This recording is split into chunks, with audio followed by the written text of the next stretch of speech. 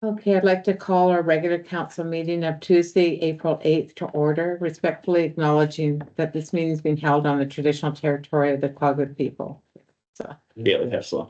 may I have approval of the agenda as presented, moved by Councillor Dugan, seconded by Councillor Tidbury. All in favor? Really went for I it. had to beat him that time. We have the minutes of the regular council meeting held March 25th for adoption, moved by Councillor Tidbury, seconded by Councillor Texmo. All in favor? Here it is. Carried. Do we have Mark or do we just have Anika? And Yeah, hi everybody. Thanks for having us firstly. Oh, thanks for coming. We're thrilled. Oh, good. I know you've had us before too. I think he's probably just got installed on the like registration thing, but I was just talking to him like a few minutes ago, so he shouldn't be too much longer. Is it okay if we give him another minute or? Absolutely. And I just wanted to say that Councillor Dorwood, I don't know if you remember Councillor Dorwood, but she was very disappointed that she couldn't be here and sends her regrets because she was very keen on the project, and as we all were and are. Oh, no problem. Well, that's very sweet. Yes. I mean, it's a big highlight to come up to North Island and visit you guys. So we really appreciate the support you've shown over the years. I think it's, oh my gosh, I think we've been going up since 2022 now. So yeah, we might be slowing down after this though. I don't think we're going up next year because funding has gone down. But whenever we're in the area, we'll definitely let you know. That would be great. Thank you. I have a question for you. Yeah. Sure. It's about the racing pigeon that they discovered in, was it Newfoundland? And it came from Spain. Okay. I don't know. I don't know about this pigeon. Oh, You'll have Mark to might Google know, it. though. you'll have to Google it. But it's Racing pigeon. and so what they figured Yeah. is that the pigeon got a ride on one of the freighters or a boat over here. Yeah. But I think believe it. he went up to Greenland and back down. The most well-traveled pigeon. I mean, they get around anyways. That's pretty incredible. I mean, I feel like I watch pigeons ride the BC ferry all the time too, cross from Metro Vancouver to Vancouver Island. So they're along for the ride. I see Mark just joining now. There we go. Hello, Mark, and welcome. Oh, you're muted, Mark. Sorry, I had to register. I didn't realize I had to do that before, so it took a couple minutes there. Sorry about that. Oh, good. We'd like to make sure we know who's coming to the meetings. Yeah, it's a great thing. I've never seen that registration form before, so it's good. It's good to know. But yeah, we can jump to it, Mark. Do you want to? I can share my screen, I think, still. Okay. And then Mark will do the speaking for us. Okay. 2 seconds. Do we see a PowerPoint presentation? Yes. Okay, so I think Annika and I presented about this to this town council a couple of years ago. So I just the project is winding down. It's been a 6-year project funded through the Trans Mountain Pipeline Expansion Project, and essentially what we've been attempting to do is to use gulls as indicators of the health of the Salish Sea, because as part of this the Trans Mountain Project, we want to establish baselines so that we can measure environmental change going forward into the future. And so this whole project is based on the idea that gull health will give us this baseline for this ecosystem. Essentially, the healthier the ocean is, the healthier the gulls will be, as sort of the underlying principle. Again, we've been at this for 6 years now. The funding has expired as of 31st March, a couple of days ago. And so our research project, and Annika and I are the only 2 people who have been involved in this project since day one. And so it's got a bunch of tentacles. First thing, we're looking at gull health, again, as an indicator of the health of the marine ecosystem. There's been tons and tons of research, which Annika has led, mostly with First Nations, but also with town councils and municipalities and things. We're interested in measuring age-specific survival rates of these birds, which is the key demographic. Affecting population health. We've done a lot of GPS tracking. We're looking at contaminants like PFAS, the forever chemicals, and mercury. We've done some genomics work, and we're looking at, as well at parasites and pathogens, specifically avian influenza virus, in particular the high path strain, and toxoplasmosis. Okay, Annika, next slide. Okay, so in terms of the health baselines, essentially what we're doing is we're sending these gulls to the doctor. So we're collecting blood samples, and there's an incredible amount you can learn about the health of individuals based on their health. And so we're looking at health in relation to habitat types. So is it a city gull? Does it inhabit a more natural environment? These sorts of issues. Do we catch it in a landfill? Do we catch it on a natural beach?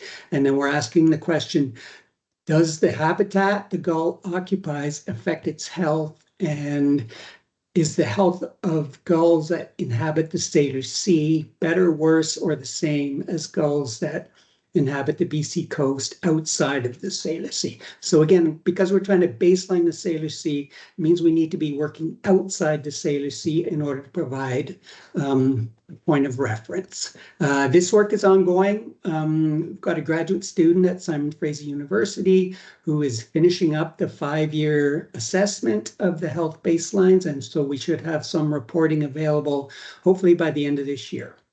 Okay, next slide, Annika.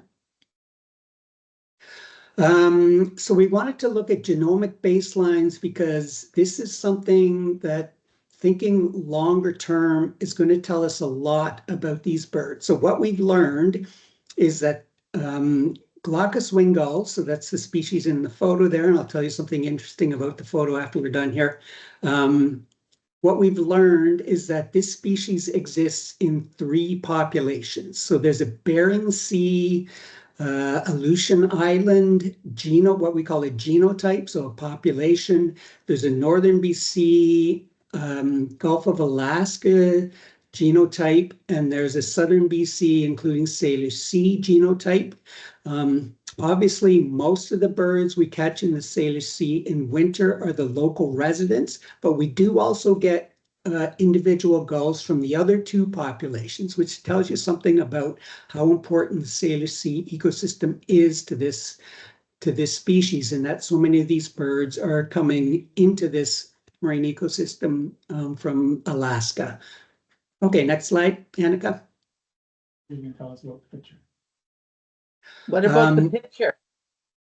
Oh, sorry. So the picture is this. These are two gulls that Annika and I trapped in Thornton Park in Vancouver in the winter, and it turned out that they were a breeding pair. So they breed on a rooftop at the north end of the Burrard Bridge, and they're back at their site again already this year. Someone sent us a photo of them the other day, so we thought that was kind of interesting. Okay, next. Okay, so a big part of this project is establishing contaminants baselines. If you want to understand how healthy an ecosystem is, obviously you need to look at contaminant levels. And so the suite of contaminants that we're looking at in these gulls include PFAS, which are the forever chemicals. They've been very much in the news lately. Metals, including mercury, persistent organic pollutants, organochlorines, and flame retardants.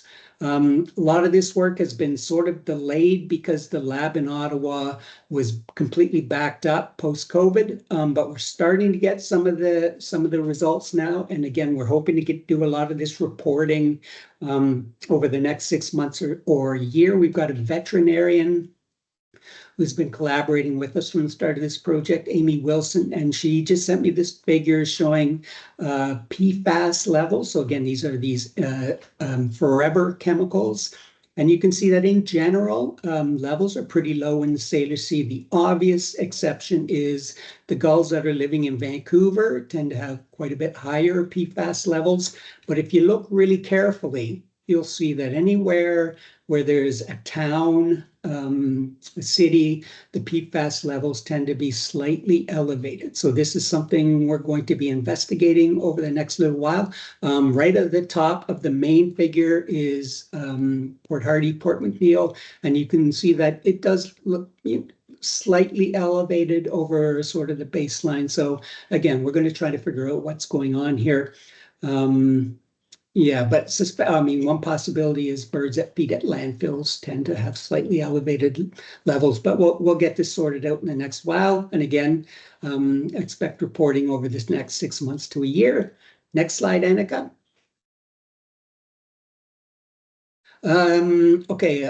We mentioned that GPS tagging. So how do the birds move around within the Salish Sea? Do the birds we capture in the Salish Sea, do they tend to be residents? Do they tend to be migratory?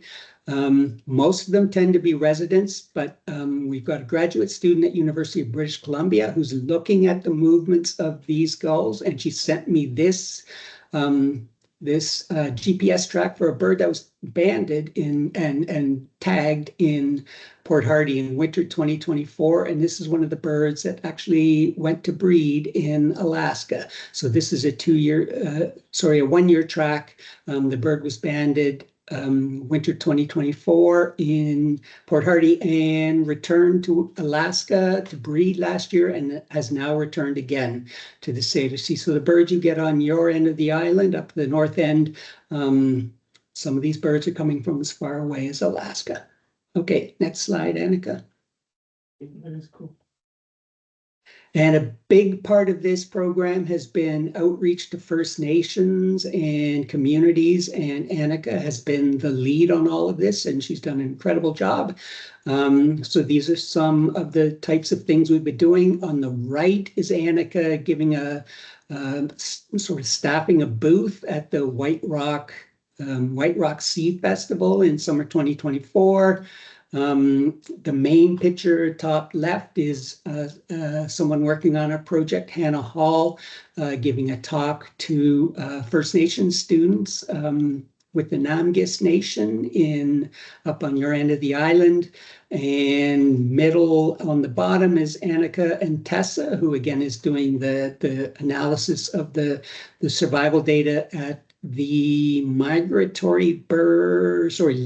Bay Migratory Bird Festival last summer. So we've been trying to get the word out about this project. And again, Annika has been the lead on that. It's going to take us a while to recover. Annika has gone on to another job with EPOD, and it's kind of left us a little bit in the lurch, but we're trying to get over this. But Got one more report to send out, Mark. Don't worry, the report's coming soon. Okay. Hold on, tell us So how the you're last doing. thing she did was Annika produced the 2025 field report, which I'm sure will be heading your way soon. Okay, so that's all I had. If there's any questions, we're happy to answer them. Oh, I'm just thrilled that you came in virtually to give an update, and I feel your pain, Mark, that Annika has moved on, but I'm sure she'll never give up on the goals, but I won't. Yeah, that's true. I'll be a gull person forever now. Gull gals, what we've been calling ourselves. We've been a group of gals plus Mark doing the research. So he's had to deal with us for a long time now. He's done tremendous. I will say, times have changed in the world of field biology. It used to be very heavily male dominated, and nowadays it's very heavily female dominated. Yeah, definitely. interesting. Awesome. Yeah. But this is so interesting too, knowing how far they travel. Like one gull that you banned in Port Hardy goes up to Alaska and then Yeah, it's cool. goes down to Vancouver area. Very, very interesting. So as you're funding begins to go away or has gone away, is there any potential funders lurking around wanting to fund the project on an ongoing basis? Or, for instance, maybe the federal government or DFO? So I would say I'm hoping to keep the banding component of the project going, because to measure adult survival rate is a very slow business. You need years and years and years of data. Annika has been really good at engaging the citizen science community to provide reports on our bands, and I think, Annika, we've got over 1,000. Yeah, just about. Yeah, about 1,000 resites of our birds. So I would like to keep this project going because, again, survival rate is like the most important indicator of how healthy these birds are. If they're living good, long lives, then that tells us everything is fine. If they're not, then it tells us there's something wrong with the system. The other component that could provide funding into the future is the avian influenza component, because we think we may be sitting on a really unique set of blood samples for in terms of evaluating the effects of the high path strain of the avian influenza, because we started this in 2020. We had 2 years of sampling done. Then in 2020, late in 2021, HPAI arrived on this coast. And then there was a small die-off in the Salish Sea. So we think we've gone from like there's no HPAI to HPAI is so serious that there's a die-off, and then 2 years. So we've got 2 years pre, 1 year during, when we knew it was really on a tear, and then 2 years post. So we think we may be sitting on sort of a globally significant set of samples in terms of understanding HPAI. And if that turns out to be true, we're hoping to get our samples sent off to a researcher at Penn State University in the next little while. If it turns out there's something really unique and valuable there, then I'm pretty confident we could come up with funding to continue that component of the project as well. So those are my plans. For sure, I would like to keep the banding component going, and if possible, I would like to keep the HPAI avian influenza virus component going. Either way, I'm hoping we'll be back to Port Hardy next winter to do. If you're ever looking for a letter of support, I think you can count on our council. Yeah. Okay, thank you. That's very important. Absolutely. Oh, I appreciate it. Just going with the contaminants and that map where you had the different circles with the contaminants that you were finding. So when you were up, and I'm just talking about Port Hardy, when you were up here, did you test at the landfill site for the contaminants that you might be seeing in the birds? Or do you have any? We didn't do any landfill trapping in Port Hardy or on the North Island, so we haven't done that yet. Yeah, we've only done the Vancouver landfill, Victoria, Seashell, and Nanaimo landfill, so more towards in the Salish Sea. Right. Yeah, but that could be something. Maybe Mark will put it on his list too. Well, when you're talking about trying to figure out why they were slightly above baseline in different communities, that it would be nice to tie it into why and if it is a landfill site or not. Yeah, so what we're doing there is we're using biochemical markers, specifically they're called stable isotopes, and I'm not going to claim to be an expert in stable isotope ecology, but the basic idea is we can parse out to what extent an individual bird is relying on human foods versus natural foods in its sort of day-to-day existence, and so that we can then ask the question, is consumption of human foods linked to elevated contaminant levels, which, I mean, frankly, would be a little bit frightening to find out that that's true. But this is one of the good things about using gulls to baseline these sorts of questions, is because Like there's this much space between, you know, you and me, most people and a gull in terms of what they eat. I mean, a lot of us eat a lot of natural marine foods and we eat, you know, the regular set of processed and unprocessed human foods. And that's exactly what gulls eat. So in doing this research on the gulls, we think we might also at the same time be learning stuff that will be relevant in terms of human health. Interesting. Very. It's fascinating. Yeah, very fascinating. Any Mhm. other questions? Just one correct question, Dennis, counselor of the district. I know that when you had that graph there and it shows that North Vancouver Island with regards to sightings, it's kind of embarrassing. We only had 3 in our area.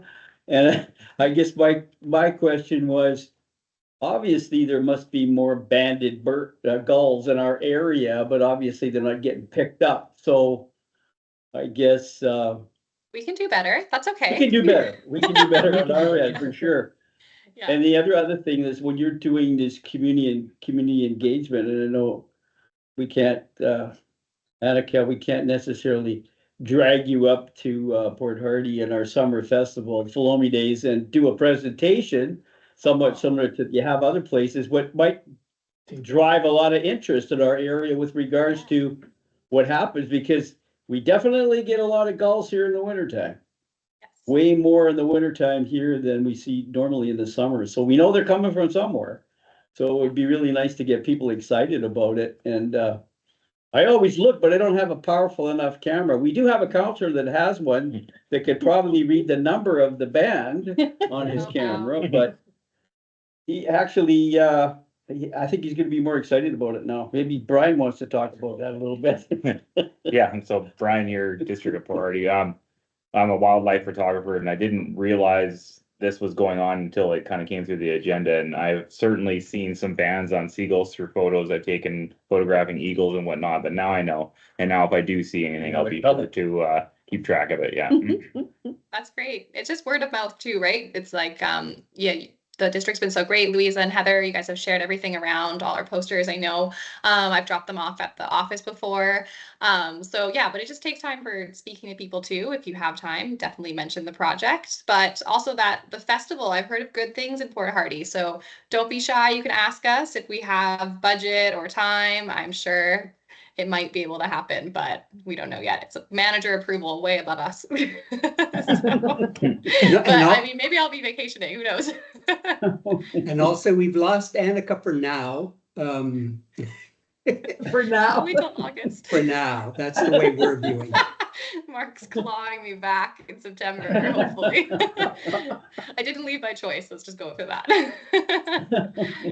But yeah, we could. Yeah. Well, Great work, you guys. Yeah. excellent work. Thank you very much. And I'm sure Louisa will send the information about our festival and when it is. And Amazing. if it works out, then hopefully you can come up. Okay, Sounds is it in fantastic. July by any chance? It is. Yeah, Mark, Okay. it is. So we'll. 19th and I'll be- 20th. It'd be much better if Annika could be there, but if Annika can't make it, and it's, I think we're going out to Pine Island, on between the 7th and the 12th of July, and so I will be in It's Port only a week Hardy. later. What's that? It's only a week later. Yeah. Oh, a week okay. later. Okay, Third so weekend in July. I'll be up in Prince Rupert and on Lucy Island a week later. A week later. So, but if you want somebody there, let us know, and I'm sure we can find somebody to come up and give a presentation for you. Bring your fishing rod to Pine Island. He I does, know. he does. Yeah, lingcod and black rockfish. A lot of bonfish, yeah. We're fed very well when Mark's on Pine Island with us. Great. Well, thank you very much. Thank you. You guys. Yeah, thank That you. was awesome. Okay, And you're thanks for welcome to having us, stay. and yeah, thanks for having us, and thanks for the support over the years. It's greatly appreciated. Yeah. Thank you. Yeah, we Thank love you. our visits. Thank you. Enjoy the rest of your meeting. See ya. Thank you. Have a good Bye. day. Thanks. Bye. All right, so under business arising, we have the council action item report for information. So I think one of the things I wanted to mention on there was, the review of the participation of the roadmap survey. And we didn't realize that it had to be submitted within a week of it being on the council agenda. Oh, And so we missed the deadline. Yeah. But it made me feel a little bit better because I saw it was on the Nanaimo agenda for Tuesday night or last night's agenda, and they obviously missed the deadline too.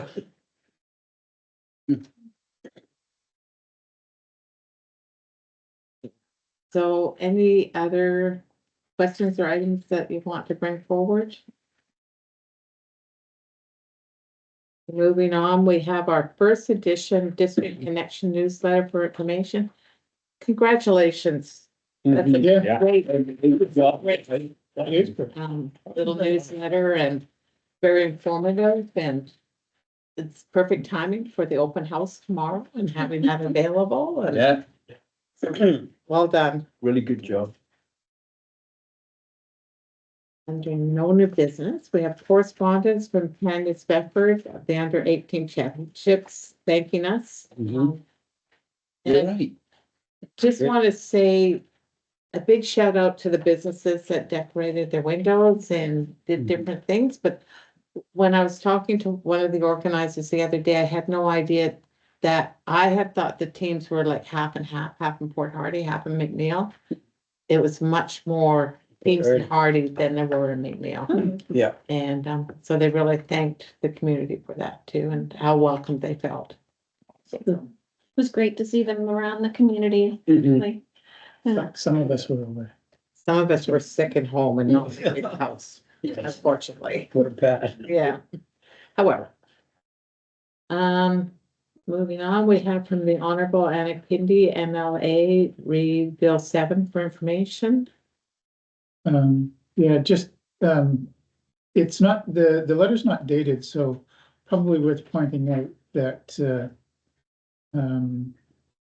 the part 4 that was mentioned has actually subsequently been withdrawn, so, the mention of part 4 is, yeah, it's been withdrawn as part of the bill. Yeah, Noted. Mhm.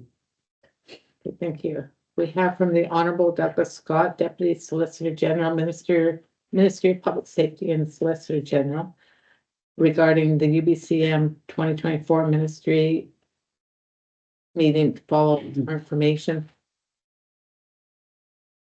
So in that letter, I don't know if anyone noticed it, that they were saying we'd have the opportunity to meet with the BC RCMP Service Delivery Unit to further discuss our core policing Yeah. topics that we raised. So I'm wondering if we should reach out and try and set up a meeting.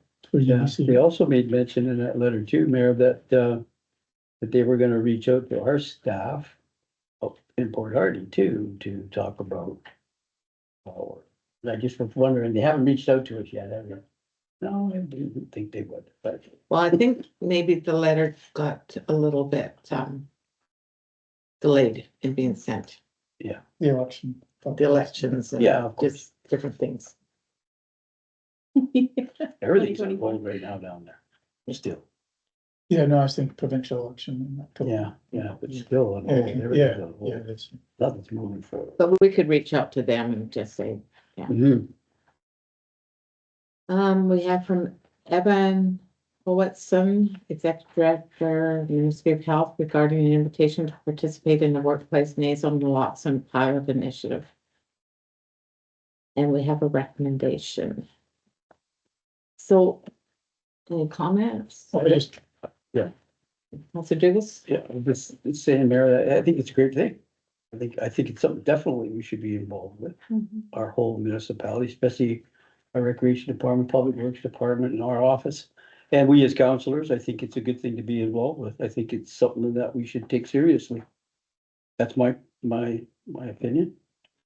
yeah, no, I agree with Dennis. I just wondering if Heather had anything to say about this involvement? Did you like me to? Here, go ahead. So we actually hosted, I believe it's about 15 months ago now. Yeah. Open house event, where we all had naloxone, injection training. And so it was encouraged that staff attend that event as well. So I believe we had roughly about 75% of our staff did show up and do the naloxone training on that evening. We were given a whole pile of kits and we've been keeping them on hand in our various locations. So when this opportunity came available, because one of the things that was brought up at that meeting was that the nasal was available, but they were super expensive and not able to be procured very easily. And that if we ever had an opportunity to be able to get them, they were a lot easier to administer than injection. Yeah. And so when we saw this letter, both Lisa and I were like, this kind of fulfills what we had actually been recommended to do with that naloxone training. So would you, assuming this is approved, we can order up to 10 kits per location or site. So how many kits would you anticipate using or ordering? Well, we went order for every location. So we've got, currently, front office, according to the, our addressing, it will be based on addressing. So we'll be able to get 10 for the recreation center, 10 for here, 10 for the fire department, 10 for the municipal copper. The fire department doesn't have kits. They Well, have, they have the Oh, injection, yeah. not the nasal. Yeah, I was just gonna say, we've gone through the course with GAF. And it's the injection ones we did. Yeah. Yeah. And he tells me every so often, have you got your files changed? Yes. Yeah, just to make note that, I know that we can get up to 10 per unit, but then again, they'll give it to us free first time. After that, you have to pay for them. But I guess it's a matter of just trying to take into consideration that we may use 10, may not, who knows? I don't know how many we've used to date. 0. So you take into consideration that, there's an expiry date on them. They don't last forever. So when they're down, you gotta replace them. So just gotta take that into consideration with regards to how many we're gonna get. That's all. if I could. Yeah. Sorry, I just wanted to just add to that because, the naloxone kits are free, like the injection ones are free. The nasal ones are actually also free. It's just a matter of whether or not you can get access to them. So that's why they're limiting it right now to 10. I would presume that in the future, they still won't cost anything. Because they're gonna be transferring into the nasal rather than the injection. The injection will probably be primarily used by first responders in locations where they have a higher rate where they're using. So we're mostly nasal, then we would be dealing with, if we could get access to them. If we can get access to them, and I know that actually 15 minutes ago when we did that training, First Nations were able to get access to the nasal prior to other agencies. Okay. Good. Councilor Smith? Yeah, thank you, Mayor. Yeah, I was just gonna actually mention the same thing about expiry dates, but there's no cost, so that's good. How long of a shelf life does the nasal have? Like, would it be different? Like, I don't think it would be liquid that people are inhaling, so maybe it's powder that maybe would last longer as well. Regardless, anyway, I'm much more comfortable administering a nasal than jabbing a needle. And that's- So that's great that this is an opportunity for us to be a Yeah. part of. 4 years. Yeah, Four years. All 4 years. much longer, yeah. Lovely. Wow. Councilor Texmo? Just a question to anyone that's taking the training, because I do not know, I'm not educated on it. Are there any risks or liabilities of giving this to someone that doesn't have any? No, No, Okay, so like if you accidentally give it to someone that doesn't require, there's no issues. that's right. You Yeah. can give it to yourself. Yeah, and it doesn't harm me if you don't have. Well, except I don't like getting needals anymore. Necessary, but Fair enough. Prefer not to. yeah. It's a different. a lot of people are squeamish about needles and stuff like that, so we found some of the members in the fire department that they just kind of shivered when he said you had to give a needle. Yeah, for sure. And so with the spray, that'd be way better. Yeah, comfort level of Yeah, the administration. comfort level, and you just expressed it in yourself, am I going? Mhm. You're thinking, am I gonna put it in the right place? Yeah, just about liability and just worry in general, but obviously taking the training if you're gonna be having these on site, so. So would there be no, the nasal spray training? We'll have to have the nasal spray. Yeah. Mhm. Okay. So in that letter, when they said here that most organizations, you could get 10 kids, naloxone quantities of 10, expect to use by the expiry date of February 2026. So what does that refer to then? Well, that could be that the ones that they have currently expire in February Oh. 26th. But it could also, Okay. it could also be too, that they just want us to make sure that we're trained by February 2026 and not 100% clear. Yeah, that's what the confusing part was. Because that's not that far away. All right, so we have a recommendation that the district participate in the workplace nasal naloxone pilot initiative. I'll make that motion. Moved by Counselor Dugas, second by Counselor Titbury. Any further discussion? All in favor? Carried. Under committee reports, we have the draft minutes of the committee, of the whole meeting held March 19th for information. Any comments? We have the draft minutes of the committee, of whole meeting held March 25th. For information.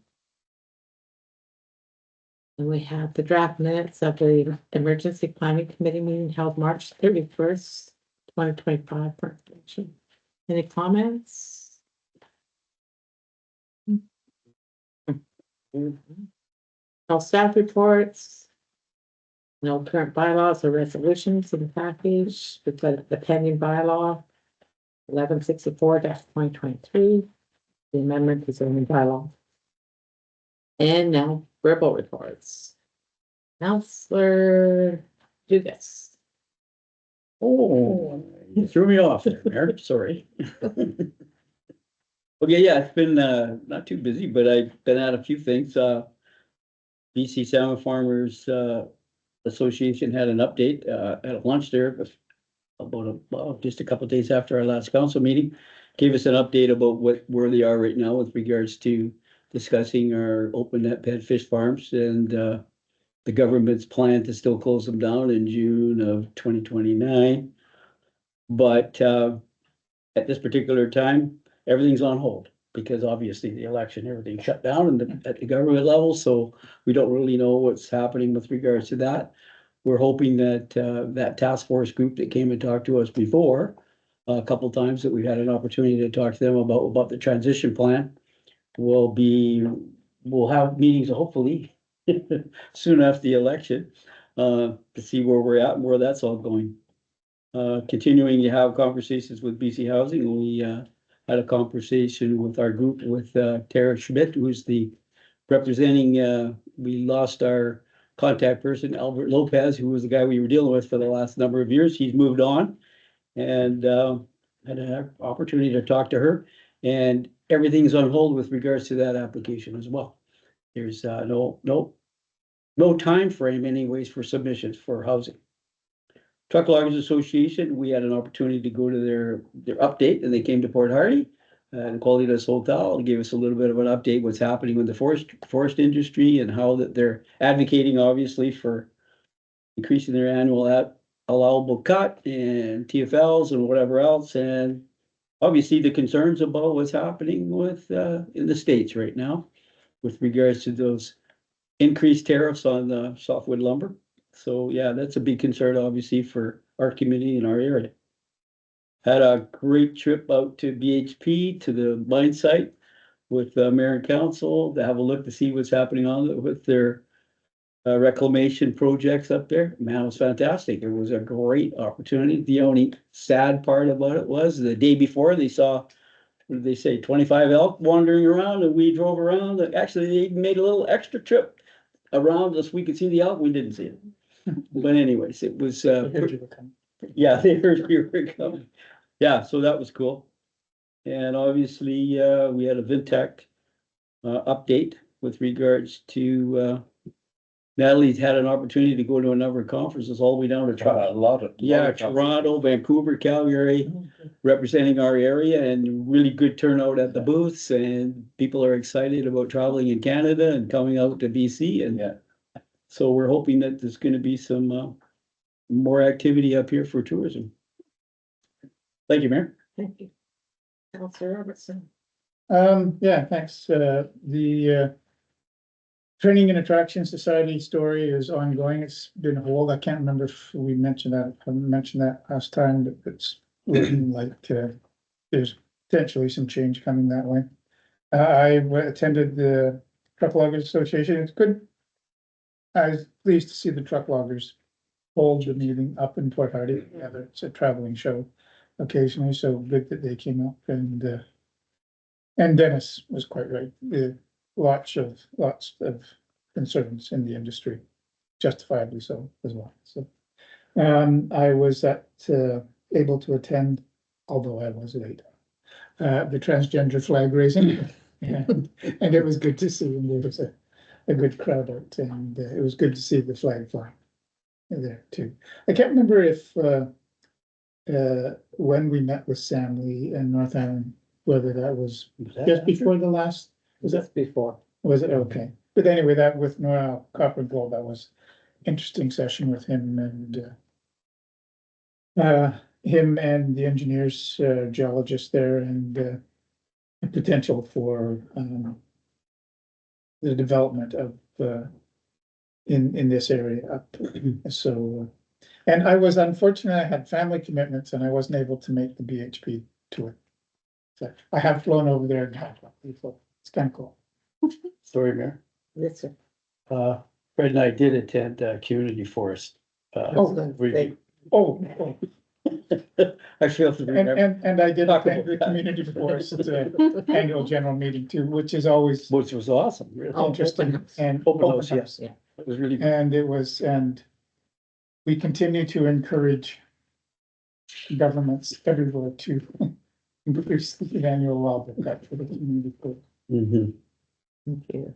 Counselor Smith. Thank you. Thank you, Mayor. Yeah, March 31st was the trans flag raising. That was a good turnout for that. Also that same day, we had a quick Paloma Days meeting, just organizing layout, road closures, just getting feedback and issues from last year. So hopefully there will be no hiccups for this year. We'll have everything planned. Everything goes well when you have plans, right? You don't plan, you plan to fail? Yeah, we got it. April 7th, yesterday, we did have our Paloma Days meeting and things are coming along. So, our theme is the carrot, and yeah, with the district, we're gonna be unveiling the new carrot, which is kind of, I don't know if I'm allowed to say that actually out loud now that I think about it, but I think it's the carrot. It's exciting. It's gonna be all about, you carrot all, I don't know, we'll come up with a slogan. So the committee right now is trying to figure out how to, get a slogan for that. So it should be a lot of fun this year. It's gonna be Carol. a lot of orange. We care a lot. That's good, Mayor. Oh my goodness. We care a lot. I just wanna, I'm gonna bring that forward. The mayor of Port Hardy says we care a lot. I think it's perfect. That's a very good one. That came up, I don't know. I like it. I like it That too. sounds really good. That's actually really good. Yeah. Anyway, I'll bring that forward to the committee. So it should be a lot of fun with floats this year, because it's traditionally been like fishing, logging, mining, so people get to go a little bit outside the norm. Fishing, logging, mining, vegetables.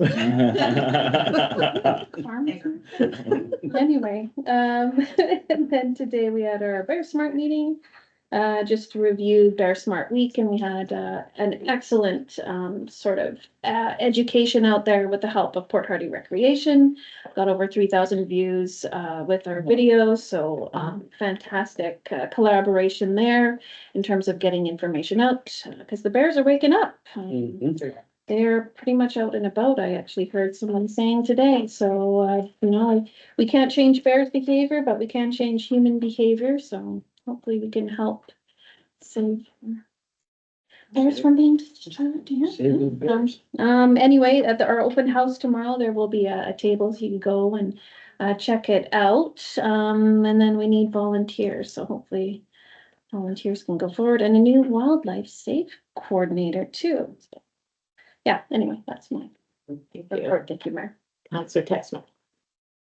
So I was also at the Flowing Days meeting with, Trina yesterday and she said everything's going along really well and things are very organized, yeah. It's for how early it is, things are moving along great with that.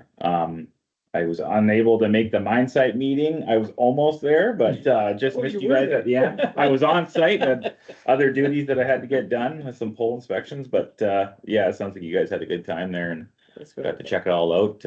I was kind of hoping to be there for some parts of it, so I could explain some of the automation stuff that we've done. Yeah. Be kind of cool, but it's the way it goes. I was unable to make the raising the flag I was trying to, but again, work call outs just kind of made that impossible. And that's it for me. Thank you, Counselor Tippery. Okay, we did our emergency meeting and one of the things we talked about was the evacuation, an alternative evacuation from Storys Beach, and that was for discussion there. And basically, we have to get permissions from people that own sections of the road there. They were planning a tabletop, and that's still in the planning stage. It may be a bit later than we thought. We had it for spring, now it may be in the fall sometime. Did a couple of meetings with Philomene, and it's going good right now, and I stopped panicking because there was a hold on my fire supervisor's ticket, but it pulled through in the end. But I didn't, I had to do a few little emails to different people. I thought it was held up because of the elections and stuff like that. Never get a true meeting. Did the TLA dinner again. The theme is to get out into the public and educate what's happening in the logging industry. And as you gather, a lack of timber is a big one, and our aging logging people. I think the average age right now is 56, so it's quite high. And one of the reasons is that the younger people are not coming into the industry because they don't see no future. So if they see a future that they got jobs for a while, I'm sure that we will see those coming back.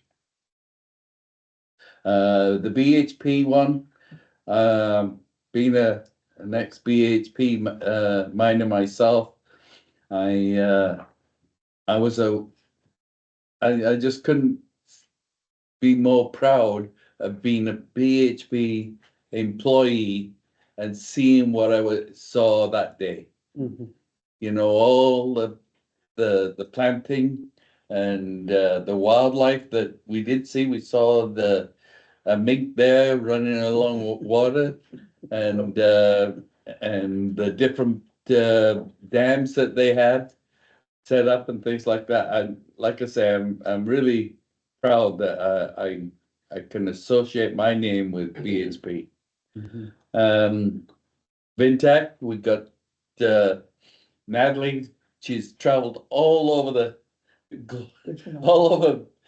Canada to promote the North Island, and the majority of the request was about North Coast Trail. Mhm. North Coast Trail was high on everybody's mind, and so. And I think we're gonna get a banner this year too on that. The seniors, May 16th, there's a tea, let me think, it's a potluck, Easter potluck. And also that we're slightly gonna change through the summertime, we're slightly gonna change the Thursdays. We're basically gonna have one full meal in a month for the meals. And then the other one needs just be soup and a dessert for the others. So stay tuned for that. And they're getting a lot more pool players now out there. Need another pool table. Yeah, well, that's it. A beginner's pool table. I get the regulars that play on a regular basis and are not too happy when they get a rookie. So there's been a little bit of discussion on that. But other than that, everything is going great. With the concept of grumpy old men. Thank you. Ladies, yeah. This, we have ladies there Okay, too, okay. and one of them is really good. I mean, really good. So I've been attending a fair number of the Sinala Culturally Supportive Housing Executive meetings discussing ongoing programming and applying for grants and things like that. Attended the TLA networking meeting. That was really good. There was a number of people from Port Hardy, but not as many as there were from Port McNeil or from other areas in the province. So Lots of Canada folks. yeah, and lots of Campbell River folks. Good turnout. Yeah, it was a good turnout. So it was really good. The transgender acknowledgement and flag raising was very, very well attended. I was really pleased with how many people showed up and I hadn't realized that we're the first community to raise a flag. Really? Yeah, that's what the woman that was giving the speech was saying, that there's so much more work that needs to be done and that we're the first community to raise a flag. And I'm not sure if it's the first community on Vancouver Island or the first community. I didn't get all the details. And can I add one thing to that? So Yes. I forgot to mention this and I sort of noted it in my mind when the person was, and I don't know her name, anyway, her point was, and what she said was transgender rights are also human rights. Absolutely. And it was point well taken. Yeah. So sorry. Oh, no. I attended the North Island Community Forest Open House, but as well attended the Quagga Community Meeting to discuss the community forests with our CAO and with Ione and some other directors from the community forests. So, and that went really well. The mine tour was excellent. It wasn't raining. It was lovely out. And yes, the reclamation work is pretty darn amazing what they're doing and very unique for any mine to be this far ahead of doing as much work as they're doing. Attended CD Sunday in Port McNeil, got some seeds. Unfortunately, didn't get any plants because there was no plant vendors, but I'm glad to try to do more. But I think the best thing that happened was yesterday. So yesterday, the banner from our Twin City Nemata arrived, as well as some other gifts. So when you go into the mayor and councilor's office, you'll see a hand carved horse, Oh, wow. which is just lovely. But as well, we also received from Mayor Shigeru Yokoyama a thank you for all of us going to Nemata town last year. He says, I believe that the mutual friendship that we have cultivated over the past 3 years should be further developed for the next 50 to 100 years. To that end, let's share our wisdom with each other and create even more fulfilling forms of exchange. I'm looking forward to the day when I can meet everyone again. Until then, let's all stay healthy and do our best. The commemorative gift that was planned to be given at the commemorative ceremony has been completed, and we have now received it. So it will be displayed tomorrow at the open house. So I encourage people to come to the open house. But as well, the the signing document. Oh, Japanese and English. Japanese and English, yeah, was signed by Mayor. And the Madam Mayor is one of, It goes like ours? Or doesn't go in columns, Japanese? and usually, I'm Mhm. not sure. It's really beautiful and Yeah. yeah. Mhm. Goes like nice. And then a nice card that goes with it as well. Mhm. So very nice. All right, we've got a number of meetings coming up and announcements coming up. And I just want to again highlight the district's open house tomorrow, 5 o'clock for the public. We have no notice of in-camera meeting, right? Coffee with the mayor. You want to Coffee with the mayor next week. Motion to adjourn. Oh, Oh, sorry, go ahead. just to make note to everybody that doesn't know that we are going to AVICC this coming weekend Yeah. to talk about some of our resolutions and also look at the resolutions from AVICC and a number of different resolutions. I don't know if that's publicly available or not, the resolutions. So I guess they're not until they're On their website. on the website, yeah. So yeah, we're gonna be going down there, meeting with all the coastal communities and talking about some resolutions that we could take to UBCM. On BC Fairs. NBC NBC Ferries, NBC Hydro, Yeah, Yeah. we'll be there. they'll be there as well. Yeah. All right. Motion to adjourn. How to do this? Ooh-wee. Draw over there. Yeah, questions. Go ahead, Pam. Pertaining to the MLA's letter here, I thought very vague, I thought she could have done a better job on this correspondence letter here. On Bill 7, Vancouver Sun paper has it all in there with Van Palmer. And she could have done a better job addressing